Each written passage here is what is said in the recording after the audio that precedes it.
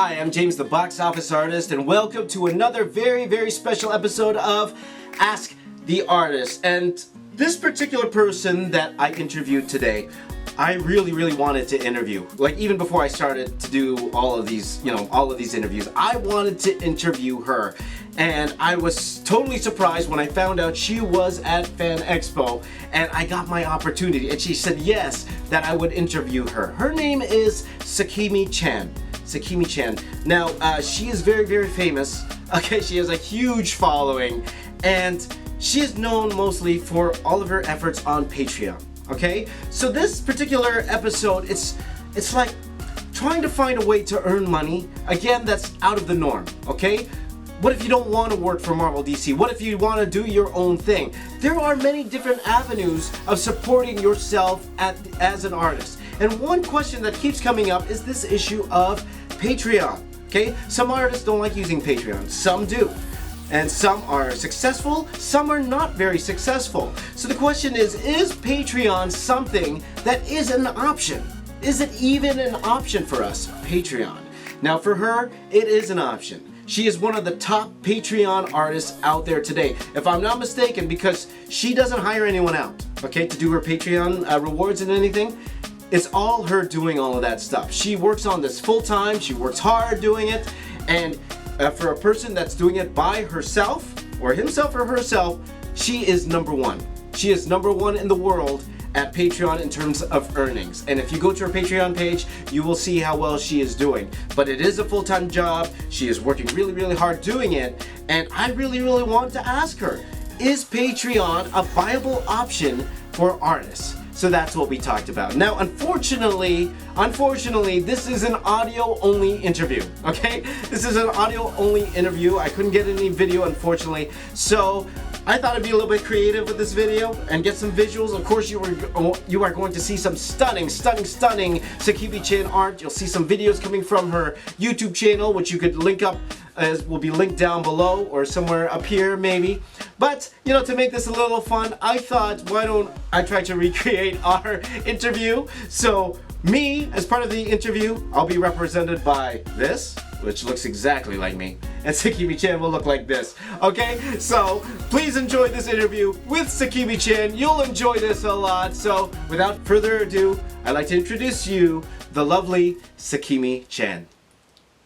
Hi, I'm James, the box office artist, and I am really excited today because I have someone here who has made a career in art, very successfully I might add, in a way that might not seem ordinary, or in a way that probably you haven't been thinking of. Her name is Sakimi Chan, and she's here with me right now. How are you today? Good, how are you? I'm really good. We are here at Fan Expo Canada, and she's graciously giving me some of her time today so we could talk a little bit. So for my viewers who don't know exactly what you do, can you tell us what are you working on right now, or what do you do? My name is Sakimi Chan. I'm a digital artist, and I love painting fantasy pieces as well as bringing my own interpretations into certain fan art characters. And I work freelance sometimes. I go to conventions a little bit, but I mostly work for my supporters on Patreon and my fans. And I love making tutorials to share my techniques and to help other digital artists to learn digital art. The way I was introduced to Sakimi was I had a friend, and she was also an artist, Allie, and she said, and I said, your stuff's great, and she goes, you think my stuff's great? Look at this girl, look at this girl's stuff, and I'm blown away. And as you can see right now, her work is phenomenal. So yeah, and very humble too. So I'd like to ask, how did you develop your style? Did you go to school at all? Or? I was self-taught throughout high school, and then when I went into college, I went into 3D animation. Before, my art was more line art and 2D. After 3D animation, I had more of a 3D influence because I was taught modeling and stuff, and a lot of my teachers encouraged me to kind of start painting, and so I took into that direction. And then after I started working for EA Bauer, then I had some upper concept artists. They were mentoring me as well after that. And then after I just like went with what they taught me and just kept at it until I found like what I have today, kind of.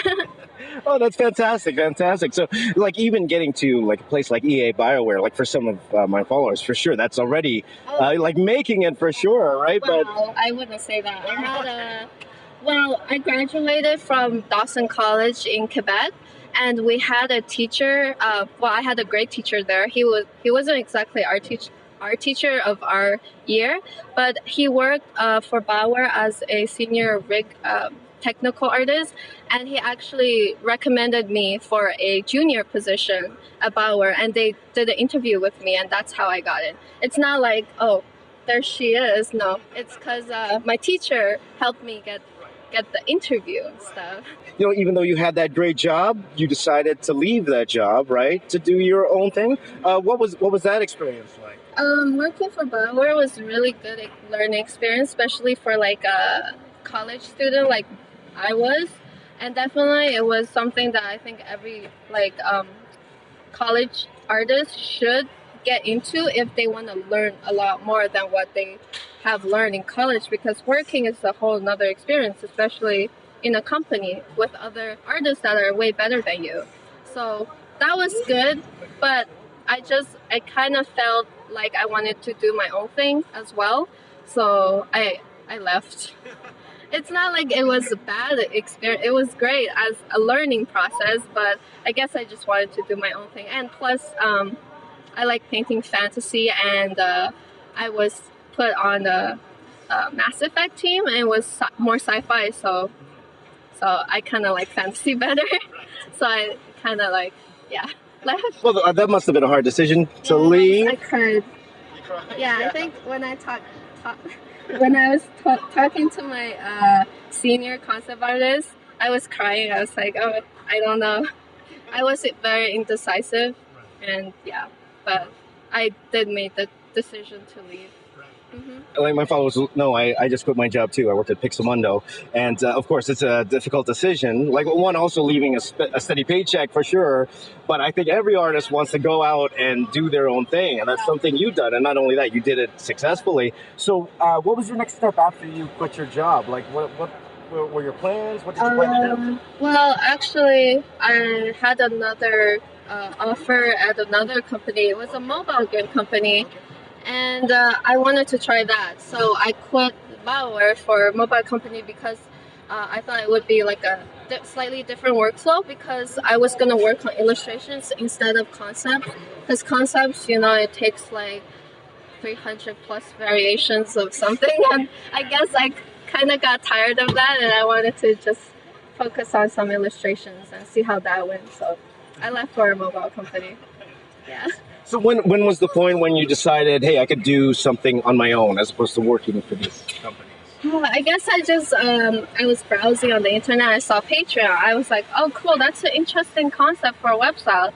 So I just thought I would start doing it and see where it went. And Okay, so for my viewers who aren't too familiar with Patreon, could you just briefly describe how Patreon works? It's kind of like Kickstarter, except instead of supporting a single project in one go, it's pretty much like a steady paycheck or income, but only because your fans want to support you. So if they like your stuff, they want to support you, they will like pledge a certain amount of money to you to support you, and then you would in exchange offer a certain type of a reward and stuff like perks, incentive to support.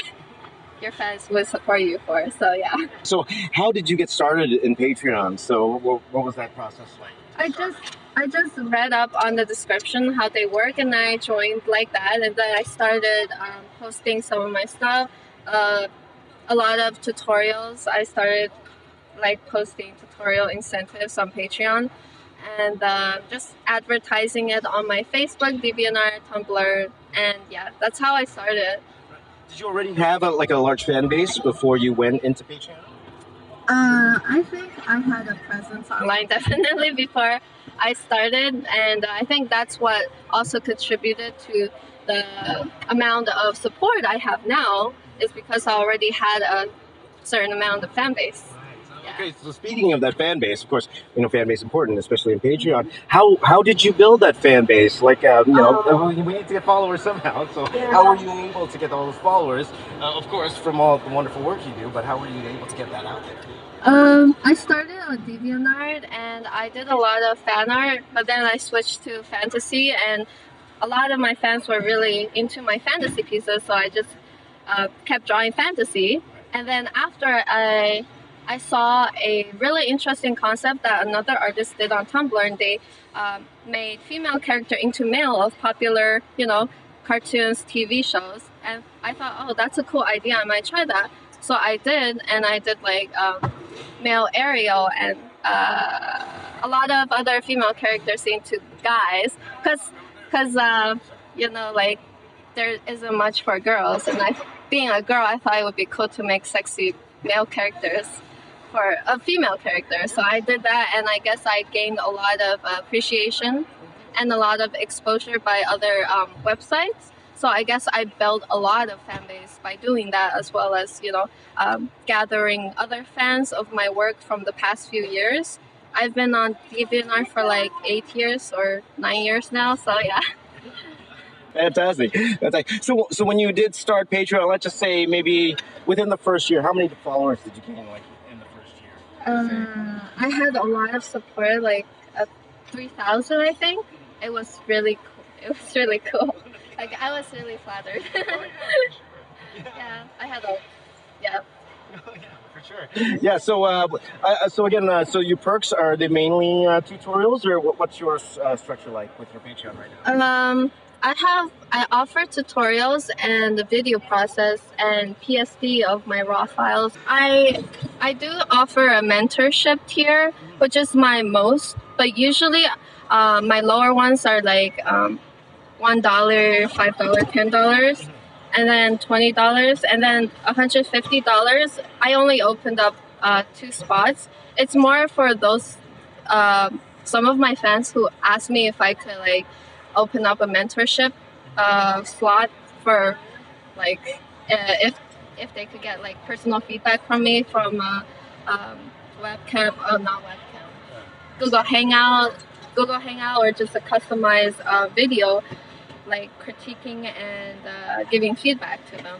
And I think I started one, and I think it's a really good experience for me as a artist that kind of like teaching people but don't really have the time. So that's why I priced it like at $150, because I don't really have time, and in case anybody wants my feedback and stuff. Yeah. I'm sure I want your feedback too. Take a look at my stuff when you're done. Okay. So if someone were to go with this particular avenue, something like Patreon, what would your advice be to them? I would not advise to do Patreon right away unless you have a good fan base, because I don't want anybody to get their hopes up. I mean, it might seem like I have so much support, but it came after I actually took years to build up a fan base to be able to be this successful. And I wouldn't want anybody to start unless they actually have the fan base for it, because then they'll get disappointed. It's actually kind of difficult. Like, you have to keep updating constantly, and pretty much like you really need to dedicate yourself to Patreon to be successful. Yeah. Just about to what you say, I know a bunch of guys that they're like higher end, like Riot artists and Blizzard artists who tried the Patreon thing, but for the amount of work it takes to actually do a successful one, it's a lot of work, and they just couldn't keep up with it, right? Yes, it's very. You have to pretty much spend like a full-time job hours, or like and more to keep up with it. Yeah. Well, you are inspiration to so many artists out there. Before we go, I'd like to know what other conventions are you doing this year, and what are your plans for this year? This year I only have Edmonton Expo in Canada, and then Singapore the Singapore convention. That's it for this year because I don't have that much time with Patreon to go to many conventions. Yeah. Okay, so with that, before we end off, I want to thank you for your time and for all the fantastic work you do. So before we go, why don't you tell our fans where they can follow you and support you on Patreon and where we can find you on social media? If you guys are interested in looking up my work, just Google Sakimi and you'll find all my websites. Yeah. Any last words? Yeah, I think anybody who wants to do digital art, it's never too late as long as you put in the work, practice, use proper referencing, and don't get demotivated or procrastinate too much. You guys will be great. Yeah. But thank you so much, Sakimi, for your time and continued success to you. Thank you very much. Thank you for the interview. Thank you so much to Sakimi for the amazing interview. Like, I personally learned a lot. Whenever I'm doing these interviews, I'm always asking questions really for me and anyone else who would benefit from it. But really, these questions are for me. Like, I'm asking personally if Patreon would be a viable option even for me. But just like anything, guys, like nothing is ever handed to you on a silver platter. Like, unless like you inherited all this money from your parents or wherever, everyone who is successful, especially in places like Patreon, on YouTube, they got there because they were willing to work hard. And the reason Sakimi was able to be successful on Patreon is because she worked hard, and even to this day, she is working extremely hard to satisfy her Patreon followers and, you know, for all the artwork that she is doing, okay? So there is nothing handed out. There's no easy way, and Patreon is no different from that. It's not an easy fix. Kickstarter is not an easy fix. No, it is an avenue and it is an option, but the only way you're going to be successful at any of these avenues, even working for Marvel, DC, or whatever video game company, is if you work hard. And that is the end game for everything. Work hard and all of these things will come to you. Thank you so much to Sakimi for the amazing interview. I think all of us learned a lot from that, for sure. And we'll see if Patreon will be an option for me in the next year or two. We will see, but whatever. Right? So thank you to Sakimi Chan. Please follow her on all of her social media. I'll link that up down below. And thank you for watching these interview series. They are a ton of fun. And again, like I said before, it's not just comic book artists. I will have concept artists on here, artists from all sorts of different fields. So and again, if there's any artists that you would like to see me interview, of course let me know down below. But if you could message them as well, that would help me out a lot. Message those artists, because you know I only see these artists maybe at fan expos, or unless they're my like really close friends. So message them, say I want the box office artist to interview you. That would be a lot of fun for sure. But keep those questions coming, and thank you so much for watching this video. Please share this video to anyone who you think could benefit from this video. Please hit that thumbs up button, that like button, hit that button, and also please subscribe to this channel. It would mean so much to me if you did. Please follow me on all social media, Twitter, Snapchat, Instagram, @Box Office Artist. Please follow me on Facebook Live, where I live stream a lot, facebook.com/TheBoxOfficeArtist, and my name is James. I'm the Box Office Artist. I'm here to say keep drawing, and I'll see all of you guys tomorrow.